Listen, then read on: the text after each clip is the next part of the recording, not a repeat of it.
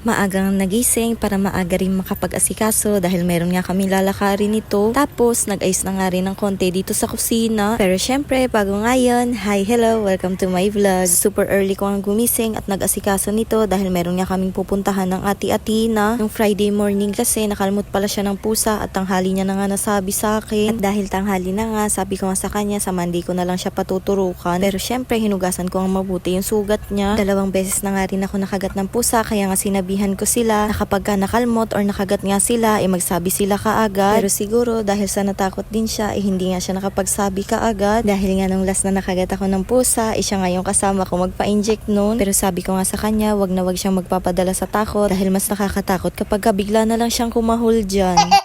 O siya, ayan, syempre pagising, ano pa bang gagawin? Di maghugas ng mga hugasin. Tapos syempre, pagtapos maghugas, mag-aasikaso din ng almusal. Kaya ito, binuksan ko na yung ref ko.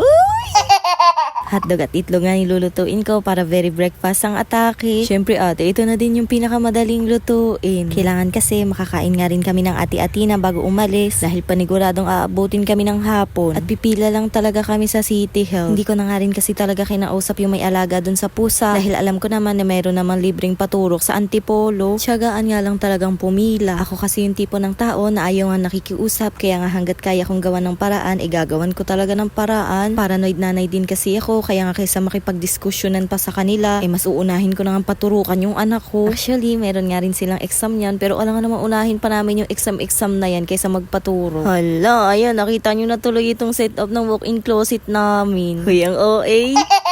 Ayan, sa wakas, sa dami kong daldal na luto na rin yung hotdog. Tapos gusto nyo pa hawaan ko yung video ko. Ay, tinauubusan din ang sinasabi ang babae, oo. Pero syempre, ilalaban natin yan dahil hindi tayo para magtitigan lang dito. Yung mag-aama ko nga nagkanin pero ako nagtinapay nga lang dahil baka sumakit ang tiyan ko sa labas ng bahay. O siya, ayan, hindi na para ipakita yung paggagayak pero on the way na nga kami sa pupuntahan namin ng ati Atina. At sa mga hindi pa nga po nakakaalam, nasa iMall na po yung Animal Bite Center ng Antipolo. Hindi na nga ako nakapag-video dahil bawal pero alas 3 na nga kami ng hapon nakauwi niyan. Kaya ayan, syempre fast forward na kaninang umaga na nga itong video na to. At mag-aayos na naman ang kusina ang babae, hindi na talaga napakali.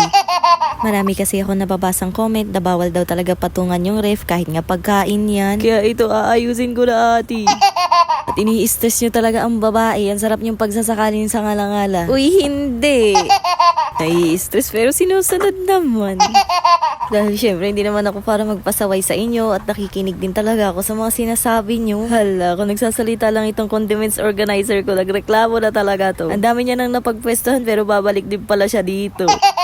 Dahil inilipat ko nga na naman itong condiments organizer ko, syempre pagkakataon na rin to para nga mag-refill ng mga condiments bottle. Kasama nga rin yan sa mga pinadala nga sa akin na groceries at aabutin din talaga sa amin yan ng 1 buwan. Dito nga tuwan-tuwa ang Papa J sa mantika na to dahil ang laki nga daw tapos kulay puti pa yung mantika. Yung binibili kasi talaga naming mantika, yung nakabote nga na kulay dilaw. Pati nga yung lagayan namin ng asukal at saka asin, punong-puno kaya nga tuwan-tuwa na naman ang babae. Dahil parang first time din talaga niyan mga napuno. Pag nag-grocery kasi kami, syempre yung kakasya nga lang sa budget yung nakukuha namin kaya kadalasan itigi-isang plastic or bote nga lang yung nabibili namin mga condiments. Pero syempre kahit gano'n, laking pasasalamat pa nga rin dahil kahit papano meron. Laking pasasalamat din talaga namin dahil pinaranas nga sa amin yung ganito, yung hindi lang puno, sobra-sobra pa. At ang sarap pala talaga sa pakiramdam kaya nga mas lalo pang magsisipag ang babae para sa susunod hindi na nga tingi-tingi yung mabili niya. O diba, sa isang video 2 beses akong naghugas. Grabe na talaga. Hindi pa nga ako nakakagawa ng patungan ko ng mga groceries kaya nga pansamantala dito ko na nga muna ito ilalagay. Konti lang din naman na ito kaya nga kakasya na rin yan dyan. O ayan, wala nang nakapatong sa rep, wala na ring nakasabi. Ang lungkot niya na tuloy tignan pero at least safe.